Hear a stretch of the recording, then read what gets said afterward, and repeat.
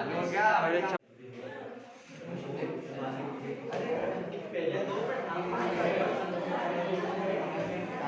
ये रिवीजन चल रहा है। सबसे पहले मैं पद्य खंड का चैप्टर 1 रैदास के पद आपको समझा रही हूँ।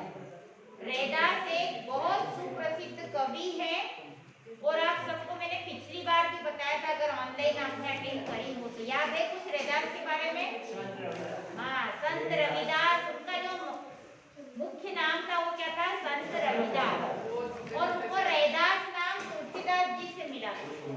तुलसीदास जी ने उनको रैदास नाम दिया था। और ये जो संत रविदास है, जब उनका जन्म हुआ था तो कहते हैं कि ये शूद्र जाति के थे।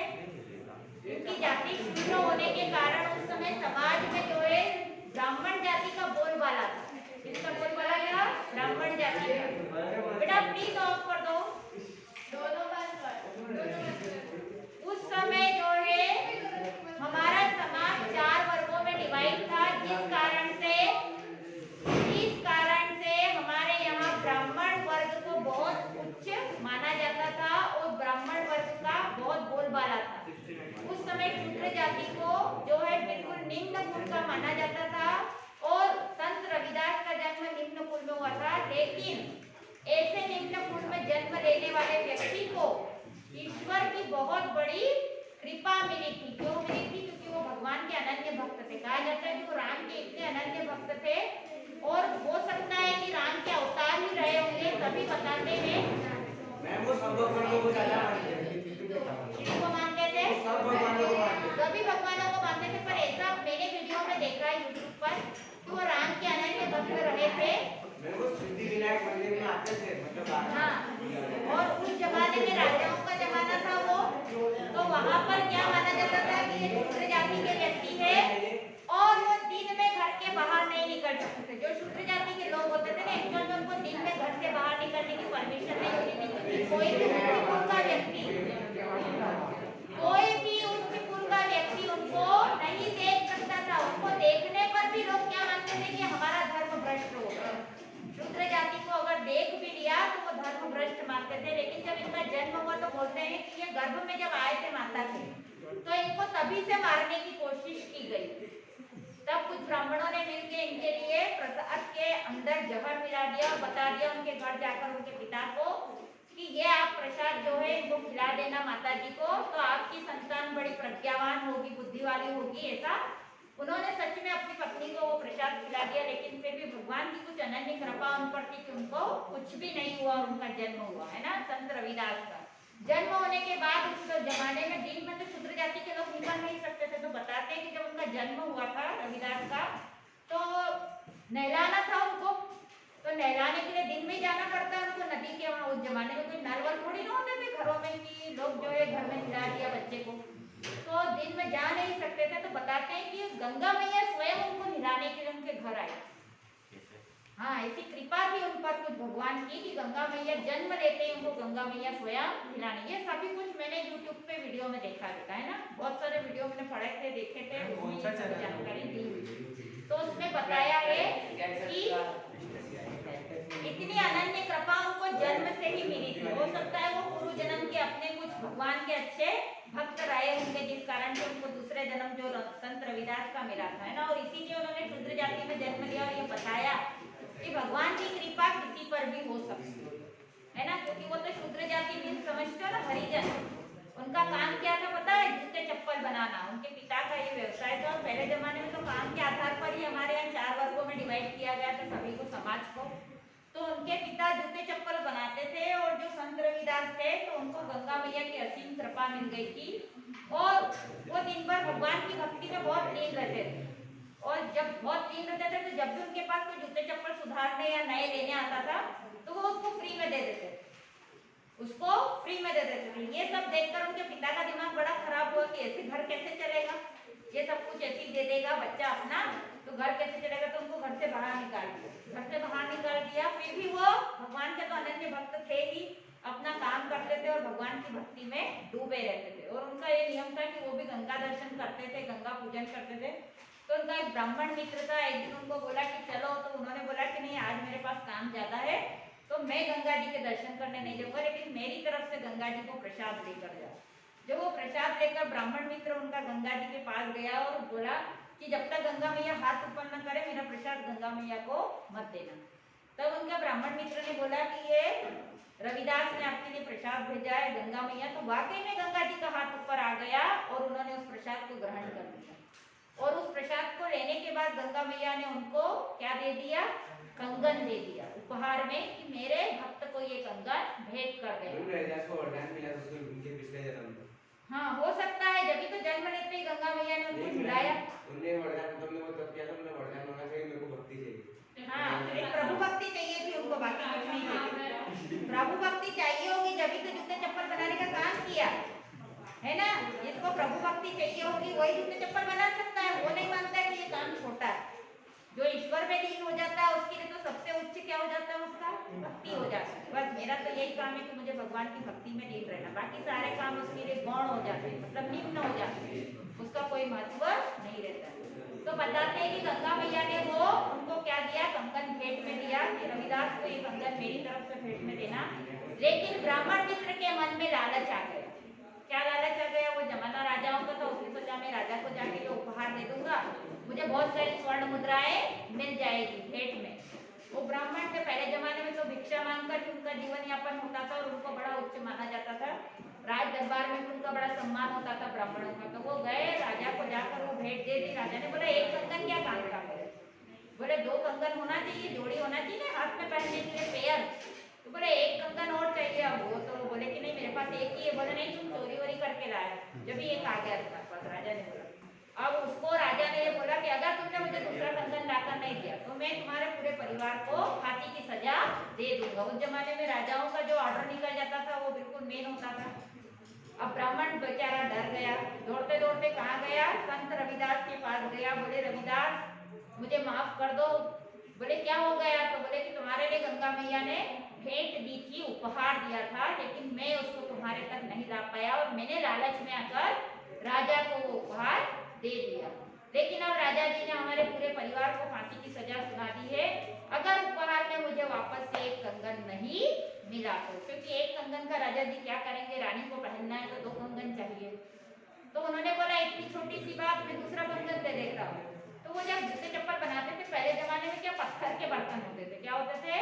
पत्थर के बर्तन होते थे। पहले जमाने में कोई स्टील पीतल चलता नहीं था ज्यादा। तो पत्थर के बर्तन के अंदर एक पानी रखा होता था जूते चप्पल बनाने के लिए, सिलने के लिए, जो भी उनके काम के लिए उनको पत्थर के बर्तन में उन्होंने पानी रख रखा था। बताते हैं कि रविदास ने उस पत्थर के पानी में जय गंगा मैया बोला, मां को केवल याद किया और उस पत्थर के बर्तन में से, एक्चुअल में वो कठौती होती थी, पत्थर का ऐसा बर्तन होता था जिसके अंदर पानी रखते थे जूते चप्पल बनाने के लिए, उसके अंदर हाथ डाला, गंगा मैया को याद किया तो गंगा मैया ने उनको वापस से एक कंगन उपहार में दे दिया। वो पैर बन गया। जब चोरी बन गई तो वो राजा के पास गया, ब्राह्मण मित्र उनका, और जब राजा के पास वो कंगन दिया तो राजा को बड़ा आश्चर्य हुआ। पहले तो बोला था है ही नहीं, अब दूसरा कैसे आ गया? अब राजा को आश्चर्य हुआ कि ये जरूर चोर है, दूसरा कंगन भी चोरी करके ले आया। बोले नहीं आप तो चोर हो। बोले सच सच बताओ कहाँ से मिला है? तो फिर उन्होंने बताया कि मेरा जो मित्र है गंगा मैया की असीम कृपा से उसको ये दूसरा कंगन मिल गया और एक्चुअल में ये उसको भेंट में मिला था, लेकिन मैंने लालच में आकर आपको दे दिया। राजा ने बोला मैं भी ऐसे मित्र को मिलना चाहता हूँ कि ऐसा कौन है भैया जो पत्थर के अंदर से सोने का कंगन निकाल सकता है। जब राजा उनसे मिलने गए तो उन्होंने बोला कि मैं तो साधारण वेश में जाऊंगा। ब्राह्मण को समझा दिया बताना मत कि मैं राजा हूँ, अगर आपका मित्र सच्चा भक्त है ईश्वर का तो मुझे वैसे ही पहचान लेगा, क्योंकि ईश्वर के भक्त पर तो ईश्वर की कृपा रहती है। जब उन्होंने ये सब चीजें बताई राजा ने तो ठीक है, ब्राह्मण भी तैयार हो गए और ब्राह्मण जो है राजा को साधारण कपड़ों में लेकर कहाँ पहुंच गए? संत रविदास के पास। रविदास अपने जूते चप्पल बनाने का काम कर रहे थे और तभी राजा ने उनसे जाकर बोला कि आपने जो कंगन दिया वो कहाँ से दिया? तो उन्होंने बोला कि ये देखो इसके अंदर से मैंने कंगन निकाल दिया था क्योंकि ये मेरी गंगा मैया है। उन्होंने क्या बोला? ये मेरी गंगा मैया है। तो उन्होंने बोला, राजा ने आश्चर्य कि ये कैसे हो सकता है? अगर तुम्हारी गंगा मैया तुम पर इतनी कृपा करती तो मुझे और कंगन निकाल कर दिखाओ। तो बताते हैं कि उन्होंने फिर से गंगा मैया को याद किया और माता ने कंगन की लड़ी बना दी। क्या बना दी? कंगन की लड़ी। इतने सारे कंगन उनके सामने आ गए राजा के सामने कि राजा को ये मानना पड़ा कि वाकई में ईश्वर की कृपा किस पर है? रविदास। तब उन्होंने उसको जो है बहुत सम्मान दिया रविदास को, है ना, क्योंकि वो जमाने में राजा लोग उनको बिल्कुल तुच्छ समझते थे, निम्न जाति का समझते थे, तो कोई भी उनको सम्मान नहीं दिया जाता था। और जब समाज में उन्होंने इतनी असीमितता देखी, मतलब इतनी भयंकर विषमता देखी, तो उनको बड़ा आश्चर्य हुआ कि हमारे जैसे लोगों को, हरिजन लोगों को न पढ़ाई की सुविधा है, न दिन में बाहर निकलने की, क्योंकि रात में ही निकल सकते ताकि दिन में उनको लोग देखे नहीं, और उनका कोई काम ऐसा अशुभ ना हो जाए, मतलब शूद्र जाति का अगर दर्शन हो जाए तो हमारे काम अशुभ हो जाएंगे, हम यदि कुछ शुभ काम करने जा रहे हैं तो हमारा काम वो सक्सेस नहीं होगा, ये भी माना जाता था। तो उनको बड़ा आश्चर्य हुआ।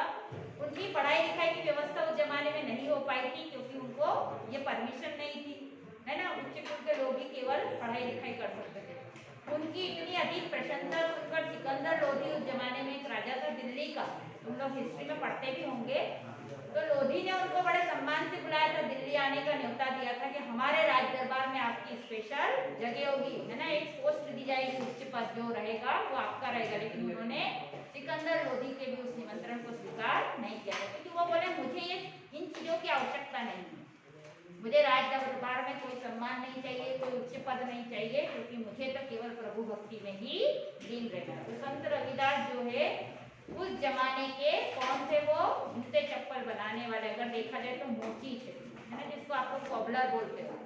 तो ऐसे मोची पर भी भगवान की असीम कृपा, मतलब उन्होंने ये बताया लोगों को कि ईश्वर भक्ति से, है ना, हमको कुछ भी मिल सकता है, जैसे उन्होंने कंगन निकाल के बता दिया था।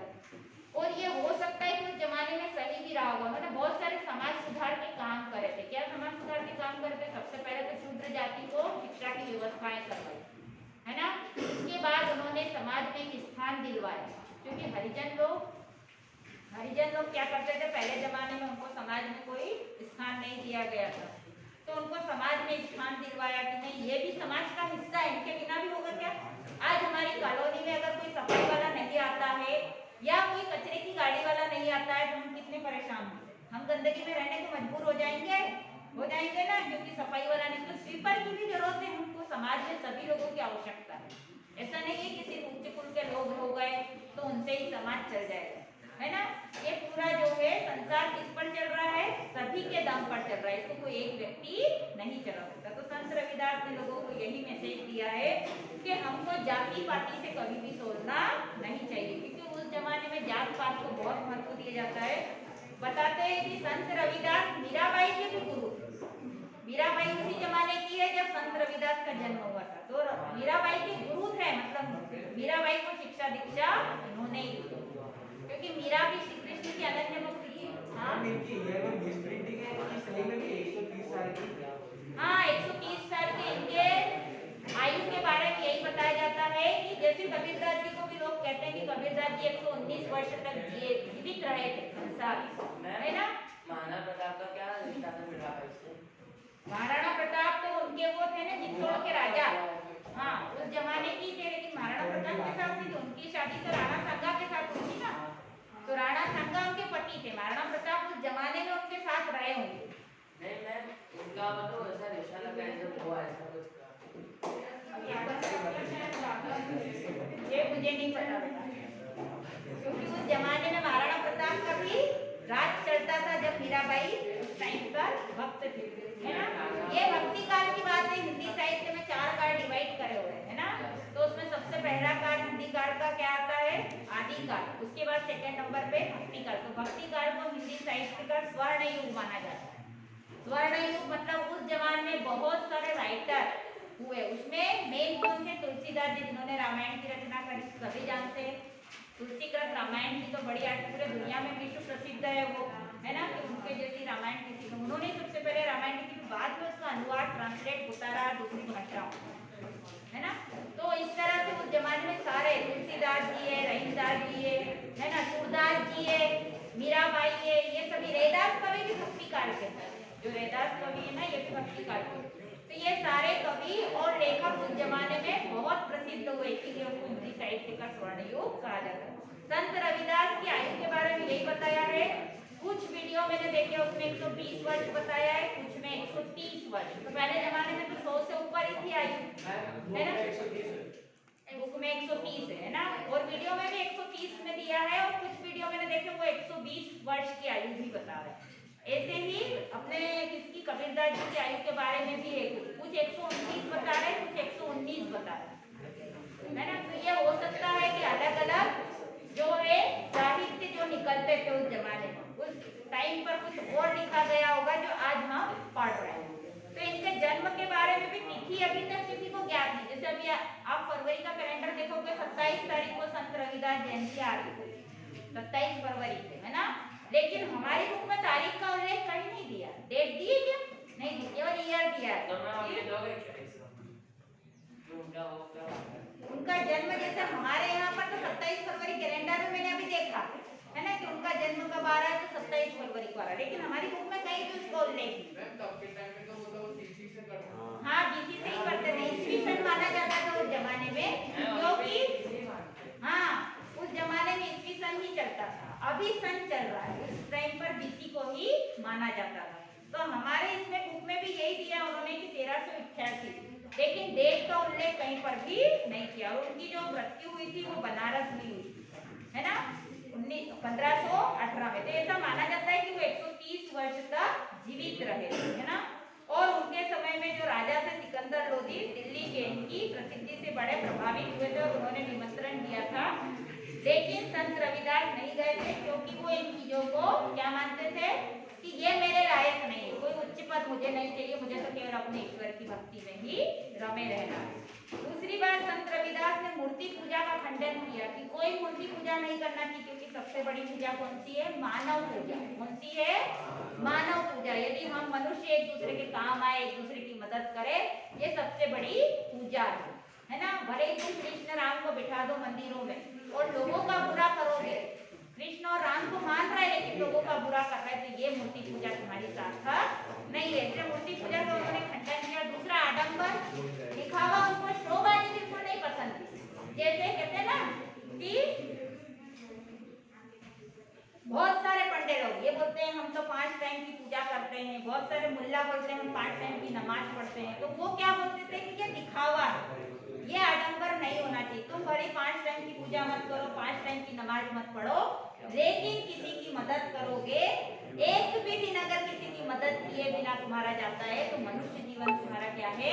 निरर्थक है। यही उन्होंने शिक्षा दी। तो संत रविदास यही शिक्षा लोगों को देते थे कि हमको कभी भी तीर्थ यात्रा, मतलब तीर्थ यात्रा को भी नहीं मानते थे। हम मानते थे कि हमारे 4 धाम है, वहाँ जाकर दर्शन करने के तो हमको मोक्ष मिल जाएगा, हमको स्वर्ग मिल जाएगा। उन्होंने बोला 4 धाम पर जाने की आवश्यकता नहीं है, क्योंकि हमारे चारों धाम कहाँ है? हमारे घर के अंदर ही है, हमारे मन के अंदर ही। क्योंकि हमारा मन साफ है तो चारों केदारनाथ, बद्रीनाथ, जो भी हम धाम मानते हैं वो चारों धाम हमारे अंदर है। क्योंकि भगवान को ही मान लिया हमारे मन ने, तो हमको कहीं और जाने की आवश्यकता नहीं है। जैसे उन्होंने कठौती के अंदर गंगा के दर्शन कर लिए, है ना, पत्थर के बर्तन में साक्षात गंगा के दर्शन कर लिए, तो कोई इस चीज को नहीं मानते थे। वो कहते थे कि हमको केवल आपसी भाईचारा, प्रेम बनाकर रखना चाहिए। क्या करना चाहिए? एक दूसरे को सम्मान देना चाहिए और प्रेम देना चाहिए। इनकी रचनाओं में ब्रज भाषा का प्रयोग किया गया है और साथ में अवधी और राजस्थानी और उर्दू फारसी शब्दों का भी प्रयोग किया गया है। तो उस समय मुगलकालीन राज था, तो मुगलकालीन राज में उर्दू और फारसी चलती थी। भाषा कौन सी चलती थी? उर्दू और फारसी। तो उस जमाने के जो कवि होते थे वो उर्दू फारसी की रचनाएं करते थे। दूसरा, राजस्थानी भाषा का भी प्रयोग किया है इन्होंने।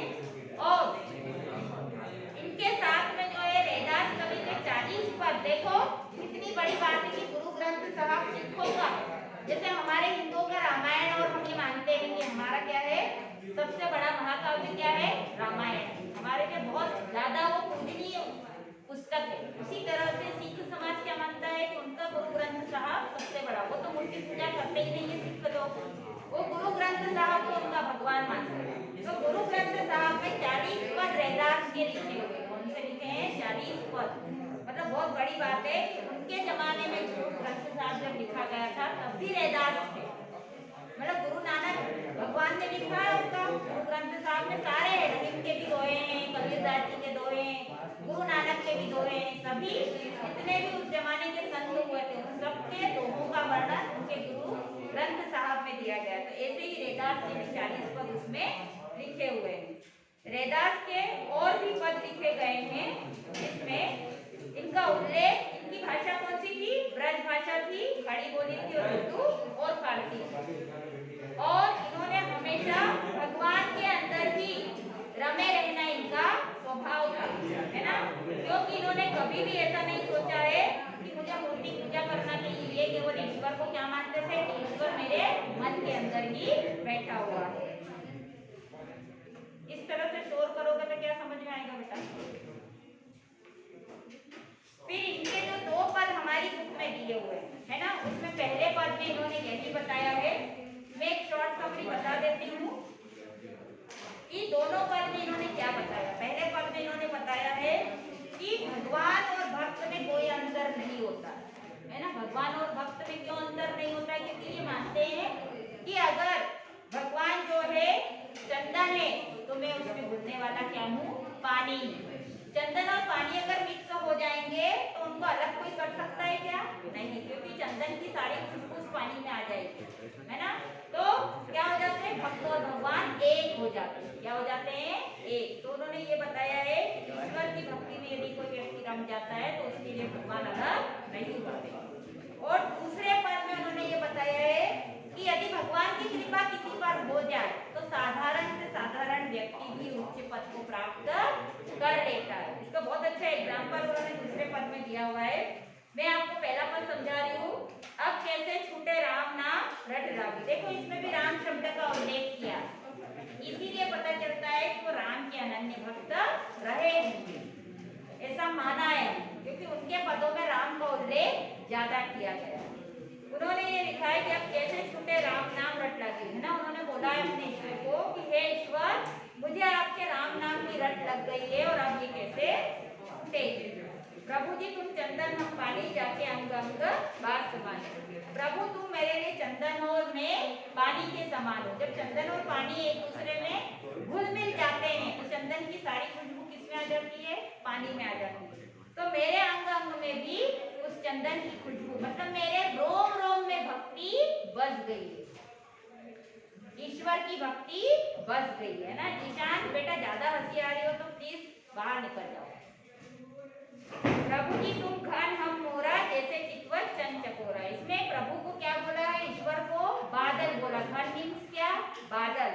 तो आप हमारे लिए बादल है और मैं आपके लिए क्या बन गया हूँ, मोर। क्योंकि बादल को देखकर मोर पक्षी क्या होता है, बड़ा खुश होता है और नाचने लग जाता है।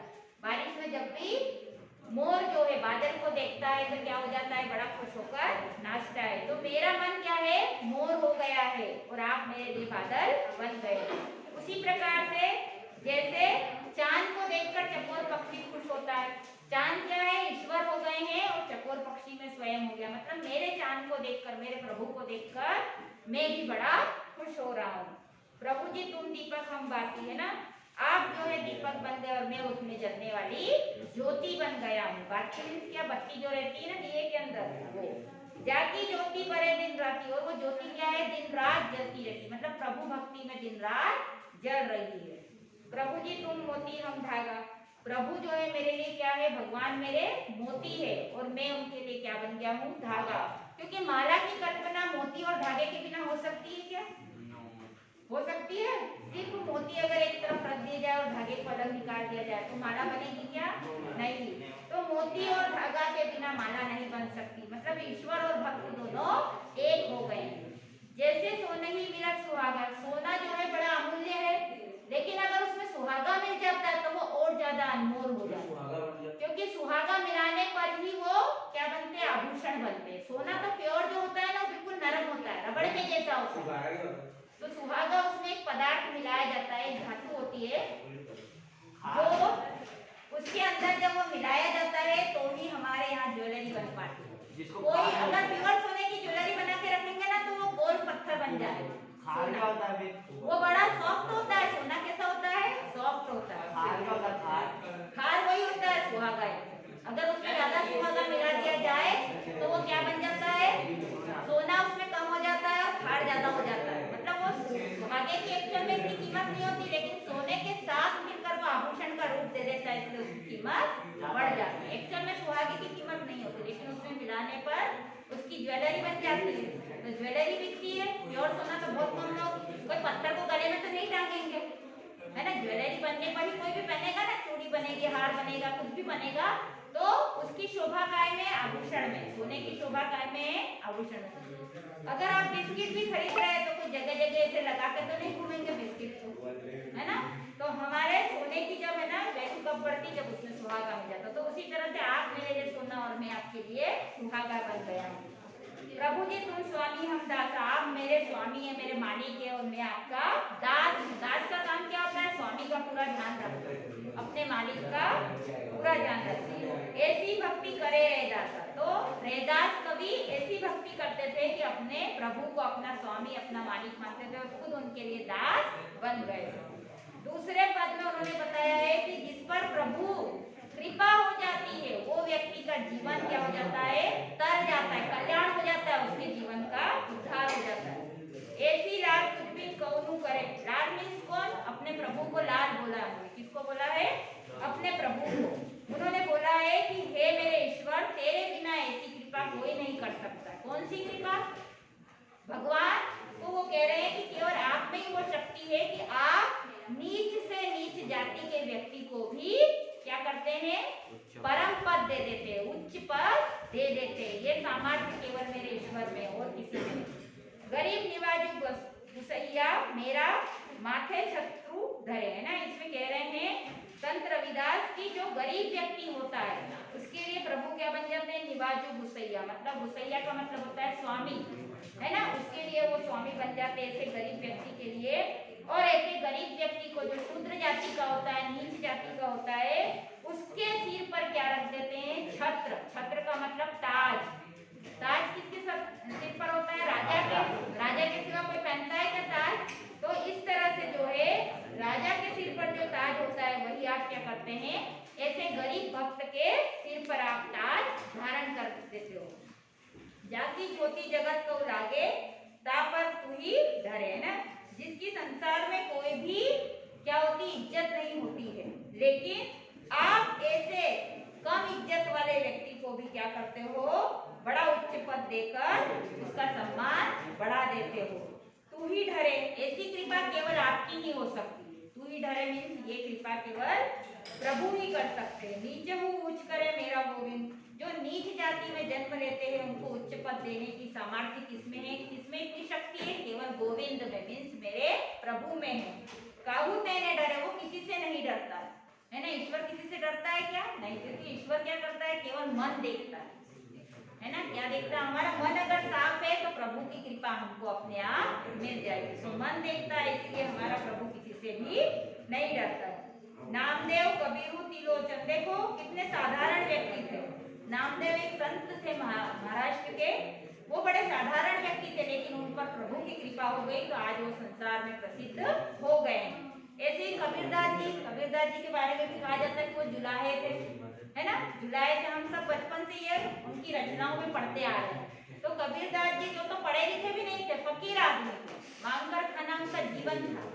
लेकिन ऐसे कबीरदास जी को भी आपने क्या कर दिया है? विश्व प्रसिद्ध बना दिया। पूरे विश्व में कबीरदास जी की रचनाएं पढ़ी जाती। फिर तिलोचन, तिलोचन भी बड़ा सामान्य व्यक्ति था, है ना। बहुत सामान्य व्यक्ति था, लेकिन फिर भी उस पर प्रभु की कृपा हो गई तो उसका भी कल्याण हो गया। सदना, सदना कौन था? जो बकरों को काटता था, जानवरों को काटता था।